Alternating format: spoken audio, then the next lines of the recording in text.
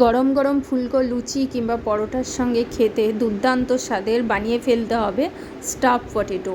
তো এটা একটা খুব সম্পূর্ণ নিরামিষ রান্না, খুব সহজেই বাড়িতে বানানো যাবে ঘরোয়া সব কিছু উপকরণ দিয়েই। তো চলো এটা বানানো যাক। তো প্রথমে আলুর খোসাগুলো ছাড়িয়ে ভেতর থেকে ভেতরের অংশটা ছুরি দিয়ে আস্তে আস্তে করে বের করে নিয়েছি। নিয়ে কড়াইতে তেল গরম করে নুন হলুদ মাখিয়ে আলুগুলোকে ভেজে নিতে হবে। এমন করে ভাজতে হবে যাতে আলুগুলো সেদ্ধ হয়ে যায়। তো ঢাকা দিয়ে দিয়ে অল্প অল্প আঁচে এটাকে ভেজে নিতে হবে। তারপরে পুরের জন্য কড়াইতে তেল দিয়ে জিরে, তারপরে আদা লঙ্কা বাটা, ছোলার ডালটা বেটে নিয়েছিলাম সেটা, লবণ হলুদ চিনি আর একটু কিশমিশ দিয়ে শুকনো শুকনো করে নামিয়ে নিয়েছি।